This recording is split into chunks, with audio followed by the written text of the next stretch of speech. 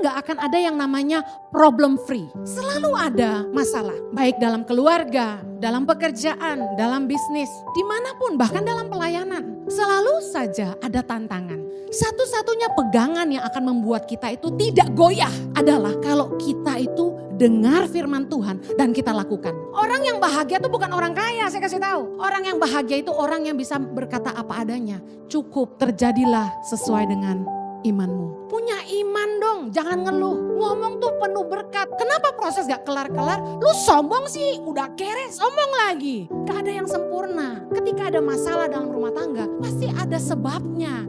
Dan gak mungkin sumbernya cuma satu, pasti dua. Udah cerai nikah lagi. Saya bertanya, ada jaminan gak kebahagiaan di pernikahan kedua? Belum tentu.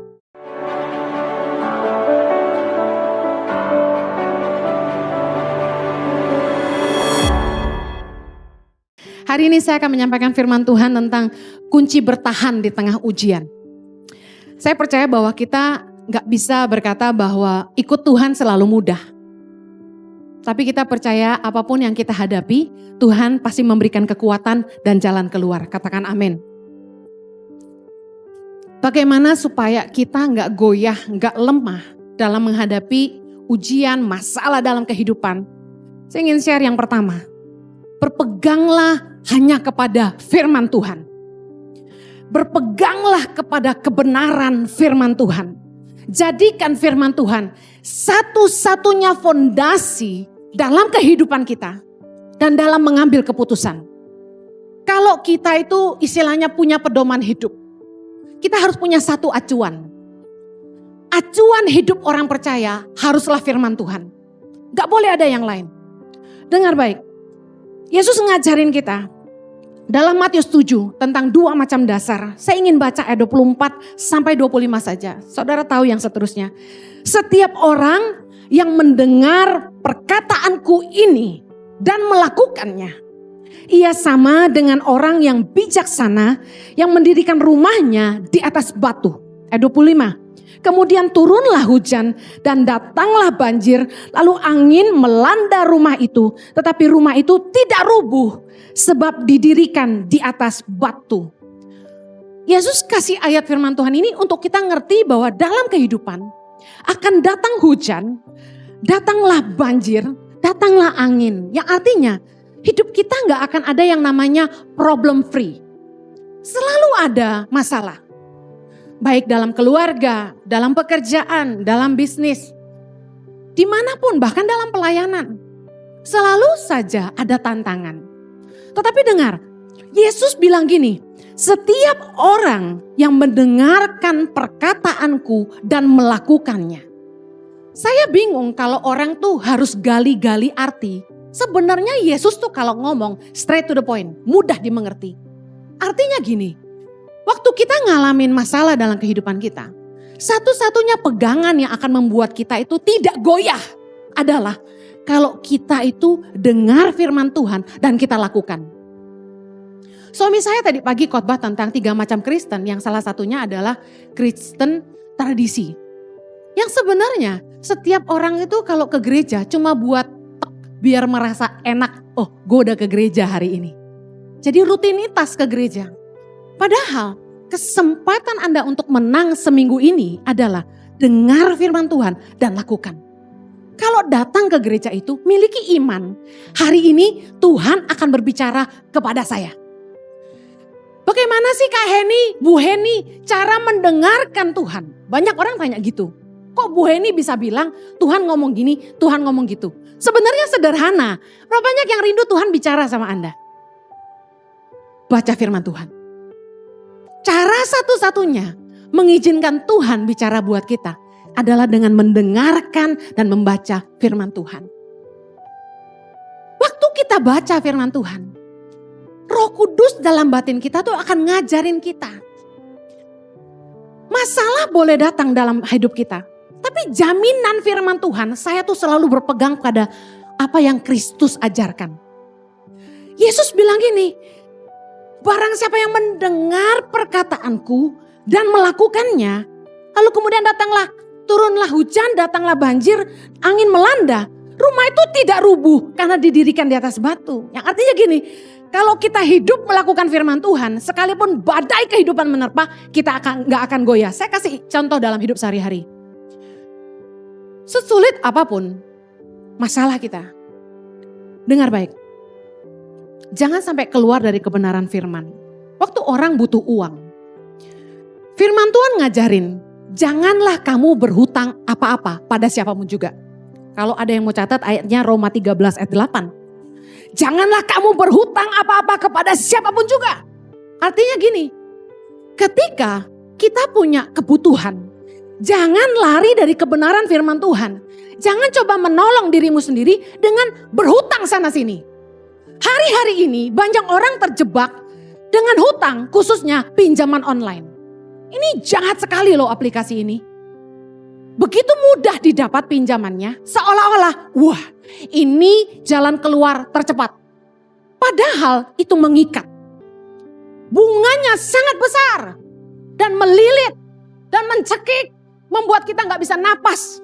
Penghasilan kita bulanan cuma buat nutupin utang aja gak cukup. Kalau orang sudah hidup dalam hutang, hidupnya penuh beban. Ada di sini yang banyak hutang bahagia? Sukacita gitu. Gak ada. Orang tuh kalau banyak utang, keningnya nih penuh kerutan. Orang kalau banyak utang, mulutnya cemberut.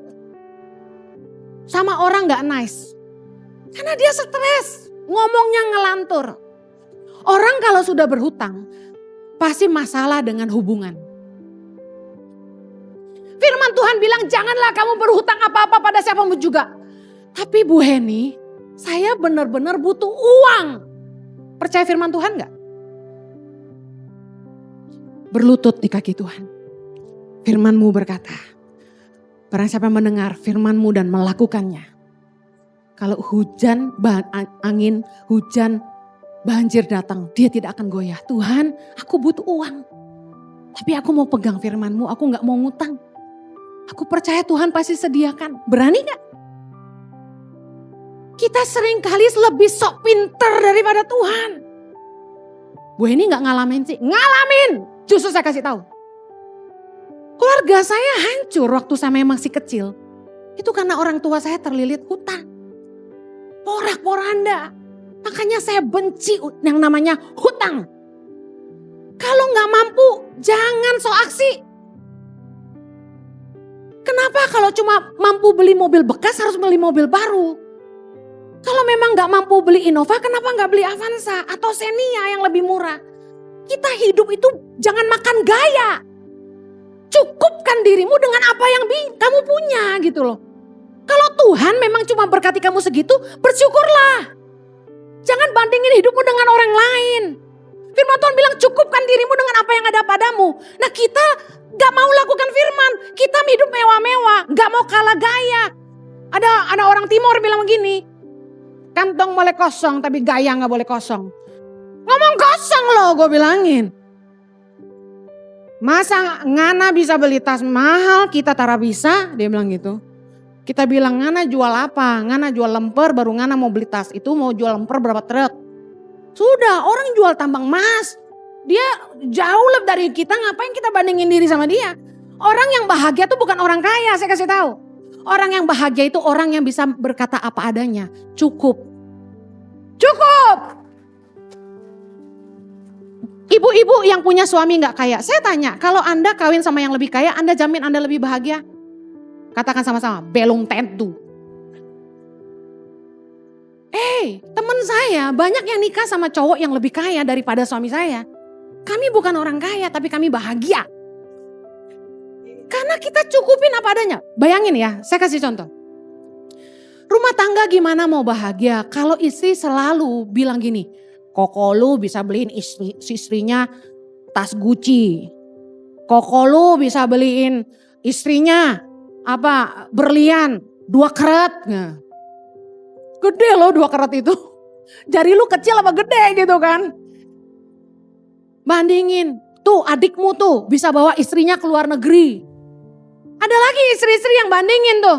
Lu lihat tuh adik lu tuh bisa bawa keluarganya ke Eropa. Tuh lihat tuh adik lu tuh bisa bawa keluarganya ke Israel ikut Pak Jojo. Lu mah apa? Hei, terjadilah sesuai dengan imanmu. Punya iman dong, jangan ngeluh. Amin. Ngomong tuh penuh berkat. Pilihan kita tuh cuma dua, berkat atau kutuk yang keluar dari mulut kita. Udah pegang firman Tuhan. Saya berkati suami saya terus. Jojo, kebajikan dan kemurahan Tuhan akan mengikuti kamu seumur hidup kamu. Gitu dong. Jangan bilang, koko gue udah bawa bininya ke Paris 3 kali. Lu baru sekali, itu pun gratis gitu. Gak gitu dong. Udah pegang firman Tuhan aja. Firman Tuhan bilang kita gak boleh jadi penanggung hutang. Ayatnya di mana? Banyak, tapi saya baca satu. Amsal 22 ayat 26. Jangan engkau termasuk orang yang membuat persetujuan dan yang menjadi penanggung hutang. Ada satu cerita. Orang ini meminjamkan kartu kreditnya kepada temannya. Temannya pakai kartu kredit temannya ini untuk ambil dana tunai. Lalu apa yang terjadi? Temannya kabur. Teman kerja bareng loh. Ini yang ngomong gini ke kita udah 3 orang ya. Terus saya bilang, kenapa kamu pinjemin kartu kreditmu ke temanmu? Why? Demi persahabatan. Hei. Saya kasih tahu firman Tuhan bilang jangan jadi penanggung hutang. Lakukan firman Tuhan, kita akan terhindar dari masalah. Amin. Saya buktikan kebenaran firman Tuhan udah bilang jangan jadi penanggung hutang. Lu so heroik bantuin orang. Satu kali orang datang kepada saya mau pinjam uang. Bu Heni, saya mau pinjam uang berapa waktu itu dia ngomongnya? 30 juta. Buat apa? Buat perbaiki atap rumah orang tua saya. Saya bilang gini, saya tidak pernah memiutangi orang. Loh, kenapa Bu Heni? Kalau saya mau bantu, saya bantu serelanya saya. Kenapa? Supaya hati saya tetap damai. Anda pernah ngutangin orang dan orang itu gak bayar? Pernah? Bagaimana perasaan Anda terhadap orang itu? Bisa bersih, bisa tulus? Gak bisa. Lihat mukanya, saya gak lihat Anda ya, saya lihat suami saya aja. Nanti tersinggung. Lihat suamiku. Kan ilustrasi, takutnya salah sangka ya kan. Udah suamiku aja ya nak, sayang ya.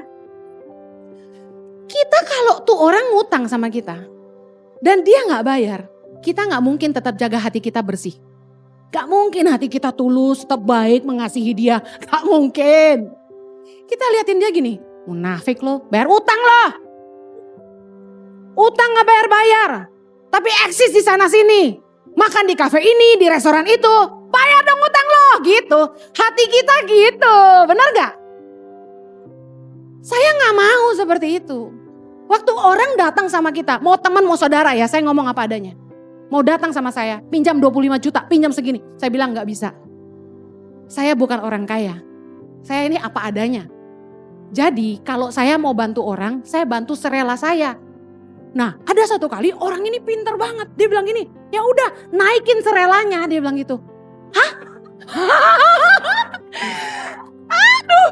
Dia tanya, emangnya Ibu Heni relanya berapa ngasih saya? Ditanya loh. Harusnya kan terserah gue, ntar gue yang transfer gitu kan. Ini pinter nih. Saya bilang relanya 5 juta gitu misalnya. Jangan dicatat ya, habis ini datangin saya. Gak ada ya. 500 rupiah. Terus dia bilang gini, boleh gak dinaikin serelanya 10 juta? Hah? Kagak bisa, gue bilang gitu.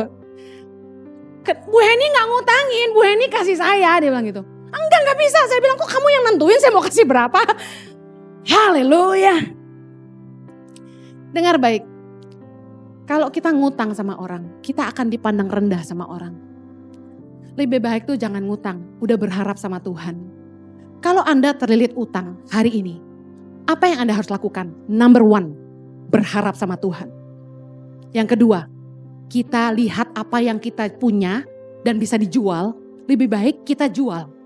Jangan gini, minjem sama orang tapi sendiri masih punya mobil mewah. Apaan sih?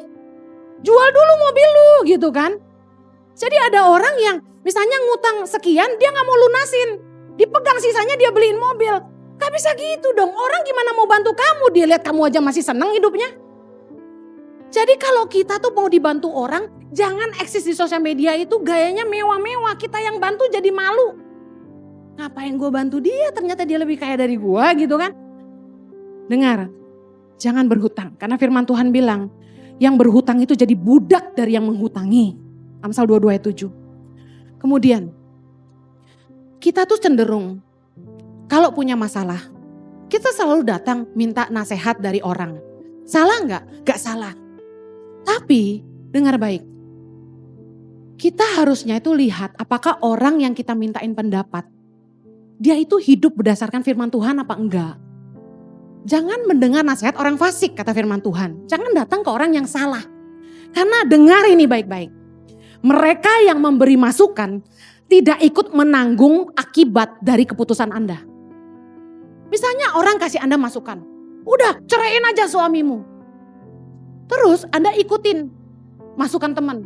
Kan saya lihat di IG tuh, waktu saya daily devotion saya lagi di-upload tentang pernikahan. Ada perempuan-perempuan yang marah sama saya karena mereka sudah bercerai dan khotbah itu tentang jangan bercerai. Enak aja, kalau kita bonyok dipukulin suami, emangnya harus diam aja? Lah berarti dia belum dengar khotbah saya yang lain gitu kan. Anda boleh berpisah kalau Anda sampai mendapat kekerasan fisik, tapi berpisah sementara. Kalaupun mau bercerai, firman Tuhan bilang gak boleh nikah lagi. Boleh gak berarti pisah? Boleh, tapi dengan satu bayar harga. Gak nikah lagi sampai kita tidak terikat lagi, artinya dia dipanggil Tuhan. Saya bilang gini, jangan dengar masukan sembarang orang. Bijaksanalah memberi telingamu kepada orang. Kenapa? Waktu kita ngikutin saran dia, belum tentu kalau kita punya masalah, dia mau nolong kita. Misalnya ibu ini, dia dikasih tahu kan sama temannya, ceraiin aja laki kayak gitu. Emang dunia cuma selebar daun kelor. Kawin lagi, cari yang kaya. Emang gampang? Saya punya temen, cantik, asli. Gua sih lewat. Tapi hey, dia nikah udah 2 kali. Dua-duanya kaya, tapi sama jahatnya. Gimana? Emangnya second marriage will be better? Ada jaminan? Udah cerai nikah lagi. Saya bertanya, ada jaminan gak kebahagiaan di pernikahan kedua? Belum tentu. Saya pernah ketemu wanita yang menikah 3 kali. Berapa kali? 3 kali. Cukup gak buat belajar? Saya tanya. Cukup gak? Mari kita belajar. Saya tanya sama wanita ini. Dari 3 suami Anda, mana yang paling baik? Dia bilang, yang pertama meskipun membuat menderita, masih bisalah ditoleransi. Yang 2-3 lebih jahat lagi. Kita cerai pun bukan jalan keluar terbaik. Saya balikin lagi. Oke, Anda sakit hati suami atau istri selingkuh. Anda memilih bercerai. Saya tanya, kalau Anda di posisi itu, Anda yang selingkuh, apa yang Anda harapkan? Dia ampuni. Ampuni. Berlutut di kaki pasanganmu, cium jempolnya, jarinya, semua. Banjiri dengan air mata. Ampuni aku, gitu kan. Kita pasti mau diampuni. Firman Tuhan katakan, apa saja yang kamu kehendaki orang lain perbuat kepada kamu, perbuatlah demikian. Dari seluruh hukum Taurat dan kitab para nabi bergantung dari ayat ini. Bahwa bagaimana kita ingin diperlakukan, perlakukan itu ke orang lain. Kalau saya memilih diampuni pasangan saya juga harus ngampuni pasangan saya. Gak ada yang sempurna. Ketika ada masalah dalam rumah tangga, pasti ada sebabnya. Dan gak mungkin sumbernya cuma 1, pasti 2. It takes two to tango. Kalau kita mau Tuhan terlibat dalam hidup kita, dengar baik. Pastikan kita hidup dalam kebenaran. Jangan sampai kita keluar dari jalan kebenaran. Karena dosa justru memisahkan kita dari Allah. Misalnya kita nih lagi dalam kesusahan, pergumulan yang luar biasa. Badai kehidupan yang tidak tertahankan. Saya mau kasih tahu, Anda butuh pertolongan Tuhan enggak? Butuh. Butuh campur tangan Tuhan enggak? Butuh. Butuh mujizat Tuhan enggak? Butuh. Jangan malah berbuat dosa, jangan sampai keluar dari kebenaran kalau Anda ingin Tuhan campur tangan. Yesaya 59 ayat yang pertama, kita baca sama-sama. Sesungguhnya tangan Tuhan tidak kurang panjang untuk menyelamatkan dan pendengarannya tidak kurang tajam untuk mendengar. Tetapi yang merupakan pemisah antara kamu dan Allahmu ialah segala kejahatanmu. Dan yang membuat dia menyembunyikan diri terhadap kamu sehingga ia tidak mendengar ialah segala dosamu. Sebab tanganmu cemar oleh darah dan jarimu oleh kejahatan. Mulutmu mengucapkan dusta, lidahmu menyebut-nyebut kekurangan. Dosa memisahkan kita dari Allah. Kalau kita ingin tetap dekat dengan kasih karunia, jagalah kebenaran firman Allah. Bu, benar-benar butuh uang, udah gak ada lagi yang bisa dijual, gimana? Kerja double shift, kerja double job. Dengar baik, cium kaki orang yang engkau hutangi kalau perlu. Dan minta kesempatan perpanjangan waktu. Minta keringanan, datang ke bank. Saya gak punya uang, saya gak bisa bayar. Kalau bank mau tetap saya lunasi, kasih saya perpanjangan waktu. Contoh, harus due bayar akhir bulan ini. Gak punya uang gimana? Mau penjarakan saya, tambah hutangnya gak dibayar. Gitu aja datang ke bank. Kalau mau saya bayar, kasih saya perpanjangan waktu. Berapa lama? Mereka akan tantang. Hitung baik-baik. Butuh 5 tahun. Bunga akan tetap berjalan. Karena secara hukum OJK itu gak bisa dihilangkan. Tapi paling gak kita beroleh keringanan cicilan bulanan. Nah, dari pihak kita, pegang omongan. Jadi orang yang bisa dipercaya. Bayar cicilannya. Kemudian kerja keras. Kalau perlu kerja pagi siang malam. Untuk melunasi hutangmu. Jangan sampai matamu tertidur. Sampai hutangmu lunas.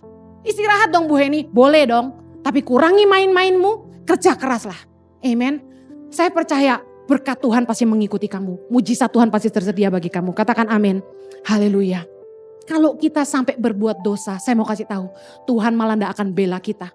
Karena kita tidak mungkin memperalat Tuhan dalam tanda kutip untuk terlibat dalam kejahatan kita. Misalnya ada satu direktur, dia ngelamar kerja di sebuah perusahaan besar. Dia tulis di CV-nya, di resumenya, bahwa dia tuh ex-direktur di perusahaan sebelumnya. Padahal di perusahaan itu dulunya dia cuma manajer. Bayangin berani ya, bikin CV palsu. Kemudian dia kerja sama perusahaan ini, baru 1 bulan dipecat. Diusir keluar dari fasilitas rumah, gaji 100 juta diusir. Kenapa? Nipu. Dia gak becus. Mari jangan sampai kita berdusta, jangan sampai kita nipu. Kerja keraslah. Orang yang bisa dipercaya dekat dengan berkat Allah. Amin. Yang kedua, bagaimana kita kuat menghadapi ujian? Mendekatlah kepada Tuhan. Ada orang yang justru di masa susah, saking kecewanya, itu bilang sama saya gini, percuma saya doa, Tuhan gak jawab-jawab. Ibu jangan suruh saya baca firman, saya udah tahu semua isi Alkitab, dia bilang gitu. Saya doa Tuhan gak jawab, udah capek saya, dia bilang. Bertahun-tahun saya berdoa, gak ada jalan keluar. Akhirnya dia menjauh dari Tuhan, dia jadi pahit sama Tuhan. Nah, saya kasih tahu, kalau masalah tuh berkepanjangan, jangan marah sama Tuhan. Tapi coba duduk tenang dan pikirkan, salahnya di mana? Pasti ada sebabnya. Contoh, Tuhan izinkan proses dalam hidup kita. Pastor Jojo tadi bicara dengan luar biasa. Yang pertama supaya kita bertobat. Kita udah tobat belum? Kenapa masalah kita gak kelar-kelar? Karena kita gak tobat-tobat. Kalau masalah ingin cepat selesai, kita harus cepat bertobat. Yang kedua, untuk membentuk kita. Nah, apa sih pembentukan Tuhan? Contoh, kita sombong. Kita kalau ngomong tinggi, selalu mandang rendah orang lain. Nah, kenapa proses gak kelar-kelar? Lu sombong sih, udah kere sombong lagi. Ada loh tipe-tipe orang yang dia butuh bantuan kita, tapi kalau dikasih tahu sok pintar. Nah, ini orang sombong. Mau dibantu tapi susah dikasih tahu. Ada kan tipe-tipe begitu? Ada orang yang datang sama kami mau pinjam uang. Saya tanya, untuk apa? Dia bilang gini, ya urusan pribadi saya dong, ya cari sendirilah. Lu mau dibantu susah dikasih tahu. Jangan bantu orang yang begitu, buang waktu. Problem kita gak akan selesai kalau kita gak mau berubah. Karena proses datang untuk membuat kita bertobat, yang kedua untuk membentuk karakter kita. Yang ketiga apa sayang? Lupa aku tadi. Untuk membuat kita seperti Kristus ya. Lebih kreatif. Masalah itu bukan pertanda orang itu jauh dari Allah ya. Mari kita lihat ayatnya. Yohanes 15. Yohanes 15, pokok anggur yang benar, ayat yang pertama dan kedua. Kita baca sama-sama. Akulah pokok anggur yang benar dan Bapakulah pengusahanya. Setiap ranting padaku yang tidak berbuah dipotongnya dan setiap ranting yang berbuah dibersihkannya supaya ia lebih banyak berbuah. Lihat baik, mereka yang tinggal di dalam Kristus, tidak berbuah itu dipotong. Berarti hidup kita kalau tidak berguna, Tuhan akan izinkan hidup kita diproses supaya hidup kita jadi berguna. Bisa paham ya? Kita yang malas, biasanya pertolongan-pertolongan dari orang sekitar kita itu dipangkas sama Tuhan. Orang yang kita andalkan tuh mengecewakan kita. Supaya apa? Supaya kita berbuah. Apalagi orang tinggal dalam Tuhan, artinya dia dekat dengan Tuhan. Sudah berbuah pun masih dibersihkan. Kenapa? Supaya kita gak tinggi hati. Supaya kita tetap mengandalkan Tuhan. Supaya kita berbuah lebih lagi. Waktu Tuhan pakai saya, Tuhan proses saya. Waktu ada peninggian dari Tuhan, ada perendahan dari orang lain yang Tuhan izinkan terjadi dalam hidup saya. Supaya saya ingat bukan saya tapi Tuhan. Waktu Marlon nyanyi lagu itu, saya tuh nangis terus karena lagu ini tuh selalu bagi saya, ini hati saya buat Tuhan. Bahwa satu-satunya yang saya andalkan tuh cuma Tuhan, gak ada yang lain. Saya gak punya apa-apa dan saya gak punya orang lain selain Tuhan. Kalau Tuhan gak tolong saya gak bisa. Justru kalau kita sungguh-sungguh ngandalin Tuhan ya, kita gak bisa sombong. Justru kalau orang tuh sampai sombong, berarti dia gak ngandalin Tuhan, dia ngandalin dirinya sendiri. Kita berani bilang bahwa kita mampu tanpa Tuhan? Gak bisa. Jangan menghakimi orang-orang yang sedang ditimpa masalah. Wah lo, problem datang terus tuh. Gak punya hubungan pribadi sama Tuhan ya. Nah lo ditimpa masalah tuh. Kenapa tuh gak punya keturunan? Nah gak diberkati sih. Kenapa perusahaannya susah? Gak bayar perpuluhan ya. Dengar baik, jangan suka ngehakimin orang. Semua orang punya masalah, semua orang ngalamin proses. Tuhan itu mengizinkan masalah datang supaya hidup kita dibersihkan. Supaya kita berbuah lebih banyak. Katakan amin. Amin. Kunci kita kuat dalam ujian adalah tetap tinggal di dalam Tuhan. Yohanes 15 ayat 4 berkata, tinggallah di dalam aku dan aku di dalam kamu. Sama seperti ranting tidak dapat berbuah dari dirinya sendiri. Kalau ia tidak tinggal pada pokok anggur, demikian juga kamu tidak berbuah jikalau kamu tidak tinggal di dalam aku. Ayat kelima, akulah pokok anggur dan kamulah ranting-rantingnya. Barang siapa tinggal di dalam aku dan aku di dalam dia, ia berbuah banyak sebab di luar aku kamu tidak dapat berbuat apa-apa. Justru kalau lagi dilanda masalah, jangan meninggalkan Allah. Justru kita butuh Tuhan. Kenapa begitu? Karena Tuhan itu sumber hikmat dalam hidup kita. Tuhan itu yang memberikan kecakapan dalam hati kita. Saya percaya setiap kita diberi kemampuan oleh Tuhan untuk menyelesaikan masalah. Katakan amin. Saya percaya kalau kita mau ditolong Tuhan, jangan justru menghindar dari Tuhan. Tetap pegang Tuhan erat-erat. Apa yang terjadi ketika di tengah masalah kita tetap berpegang pada Tuhan? Saya katakan, di masa sulit pun kamu akan terus berbuah. Bayangin, di masa sulit ketika kami berdua kesulitan, pandemi datang melanda, banyak partner tangan pengharapan yang meninggalkan tangan pengharapan karena mereka sendiri kesusahan. Kami gak marah sama mereka, tapi kami malah berdoa buat mereka. Tapi apa yang terjadi? Di masa pandemi, Tuhan memakai kami untuk menolong lebih banyak orang, menolong lebih banyak anak-anak lewat program peduli sesama. Bahkan sekarang kami memberikan beasiswa untuk anak-anak pedalaman yang cerdas, berintegritas, benar-benar takut akan Tuhan dan karakternya baik, untuk menjadi guru-guru bagi Indonesia. Doakan kami, karena saya merenung terus. Kami selama ini rekrut orang-orang dari seluruh Indonesia, dilatih di Jakarta, lalu diutus ke pedalaman dengan kontrak guru pedalaman cuma 1 tahun. Investasi yang kami berikan terlalu besar hanya untuk kontrak 1 tahun sebenarnya. Jadi saya bilang, apa ya yang lebih sustain ke depan? Anak-anak ini yang harus dijadikan guru. Supaya ketika kita sekolahkan mereka kembali ke daerah mereka dan mencerdaskan anak-anak mereka. Saya mulai melangkah dengan iman justru di masa sulit. Dan saya lihat penyertaan Tuhan yang luar biasa. Saya ingin katakan kita buka gereja onsite ini bukan karena kita pengen keruk uang lebih banyak. Gak ada istilah seperti itu. Justru kami sediakan ibadah onsite ini karena kami tahu jemaat butuh. Ada jemaat yang gak seneng ibadah online. Sudah gak fokus gitu loh, liatin TV terus, bener gak? Lebih enak gini gak? Sebenarnya kalau coba tanya sama saya, Pastor Henny lebih suka online aja atau onsite? Lebih enak online, kenapa? Tapping, tayang, hari Minggu bisa bangun siang. Bisa makan sama anak, bisa kumpul keluarga, pagi-pagi gak usah keramas. Tapi saya tahu ini kebutuhan. Nah, saya ingin kasih tahu gini, saya sangat bersyukur Anda enggak takut COVID terus tetap datang ke gereja. Puji Tuhan. Justru kalau suami saya ini luar biasa. Saya tuh waktu COVID tuh takut keluar. Gak mau keluar. Dia bilang gini, kamu kalau takut enggak punya iman, kamu enggak akan bikin apa-apa. Kalau kita selalu takut, kita akan bikin apa-apa. Mari terus mendekat sama Tuhan. Anda datang ke gereja, saya mau kasih tahu kedatanganmu tidak akan sia-sia. Anda nyembah, jiwamu disegarkan. Saya ngerti rasanya. Matius 11 ayat yang ke-6. Dan berbahagialah orang yang tidak menjadi kecewa dan menolak aku. Yesus bilang gitu. Yesus tahu waktu kita ngadapin masalah. Kadang-kadang tuh saking tertekan dan tersesaknya. Kita kadang-kadang udah kehilangan iman. Ini sebenarnya gue bakal punya anak gak sih gitu kan. Sebenarnya Tuhan bakal berkati gak sih? Gue rindu punya ini, gue rindu bisa begitu. Sebenarnya mungkin gak sih? Kadang-kadang kita tuh udah gak bisa lihat lagi mimpi kita tuh akan terjadi. Tapi dengar baik, jangan jadi kecewa dan menolak Tuhan. Amin. Engkau akan berbahagia kata Yesus. Kalau engkau tidak jadi kecewa dan menolak Dia. Percayalah Tuhan itu setia. Saya percaya Tuhan pasti sediakan jalan keluar. Saya ingin akhiri karena waktu yang terbatas.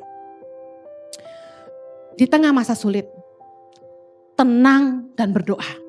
Di tengah-tengah badai, tenangkan jiwa kita. Firman Tuhan berkata, kuasailah dirimu dan jadilah tenang supaya kamu dapat berdoa. Artinya gini, waktu keadaan kita sedang panik, masalah banyak. Kalau kita tidak tenang, jiwa kita gak tenang, kita gak bisa doa. Kita pasti sibuk cari jalan keluar. Waduh, telepon siapa ya? Siapa ya yang bisa bantu saya ya? Saya kasih tahu, jangan ngandelin orang kuat. Firman Tuhan berkata dalam Mazmur 146 ayat yang ketiga, janganlah percaya kepada para bangsawan, kepada anak manusia yang tidak dapat memberikan keselamatan. Saya ini udah belajar, ngandalin orang-orang hebat yang berjanji tapi tidak pernah ditepati. Saya sama suami itu udah bolak-balik ketemu konglomerat di Indonesia, bukan gak pernah. Mereka janji, saya akan bantu kamu. Kamu kurang berapa setiap bulan? 1,5 M telepon saya pasti bantu kamu. Kami tidak pernah telepon siapapun. Suami saya dikasih nomor telepon orang-orang yang terkenal di Indonesia. Disuruh bilang gini, Pak Jojo butuh apa-apa telepon saya. Kami tidak pernah telepon. Kenapa? Karena satu-satunya yang kami andalkan cuma Tuhan. Amin. Dengar baik. Jangan ngandalin teman, jangan ngandalin orang kuat. Teman itu justru kita temukan yang terbaik tuh di masa sulit. Siapakah mereka? Bukan orang-orang yang kita cari, tapi orang-orang yang tetap tinggal bersama kita ketika kita kesulitan. Mereka yang peduli sama kita. Salah satu tanda dari Tuhan untuk saya berhenti khotbah keliling adalah di masa pandemi. Tidak ada, bisa dibilang hampir tidak ada, hanya satu orang yang biasanya saya layani gereja-gerejanya. Itu telepon saya dan tanya, apakah kamu baik-baik? Bayangin, 15 tahun khotbah keliling gereja-gereja, kecil dan besar. Gembala-gembala itu harusnya jadi sahabat buat saya, karena saya khotbah setahun bisa 2-3 kali di gereja yang sama. Tapi waktu pandemi datang, mereka batalin pelayanan saya tanpa kasih kabar sama sekali dan tidak pernah tanya bagaimana hidup saya. Mereka tahu saya hidup dengan iman. Saya sangat hargai cuma satu teman yang telepon saya. Apakah kamu baik-baik saja? Meskipun dia tidak bantu apa-apa, tapi saya hargai dia cuma sekedar telepon aja. Justru saat Anda sedang menghadapi masa sulit, izinkan Tuhan membuktikan siapa teman-teman terbaik. Amen. Di tengah masalahmu, jangan panik, jangan berusaha telepon sana sini, cari orang kuat bantu kamu. Tenang, berdoa, karena Tuhan sumber hikmatmu, sumber kekuatanmu, dan sumber jalan keluar bagi hidupmu. Saya berdoa. Masa sulit Anda akan cepat selesai. Mari terus mengandalkan Dia. Mari kita berdoa. Yang punya beban di hadapan Tuhan, yuk angkat sama Tuhan. Engkaulah satu-satunya yang kami andalkan ya Tuhan. Kami ini gak mampu tanpamu. Mana bisa tanpamu. Terlalu berat. Kami butuh Tuhan. Kami butuh kekuatan Tuhan. Curahkan anugerah-Mu Tuhan. Kasih karunia-Mu yang memampukan kami. Kasih karunia-Mu Tuhan. Mari minta kasih karunia Tuhan. Kasih karunia adalah kekuatan untuk menanggung penderitaan. Minta sama Tuhan. Aku butuh kasih karunia-Mu Tuhan. Aku percaya Engkau pasti memberikan hikmat, kekuatan, jalan keluar. Tuhan sanggup mengubahkan masalah jadi berkat. Tuhan sanggup mengubahkan yang buruk jadi baik. Tuhan sanggup mengubahkan penyakit kami menjadi kesaksian yang mempermuliakan Tuhan. Kami berdoa Tuhan, Tuhan sediakan jalan keluar buat umat-Mu. Di dalam nama Yesus, bilur-bilur darah-Mu menyembuhkan kami. Haleluya.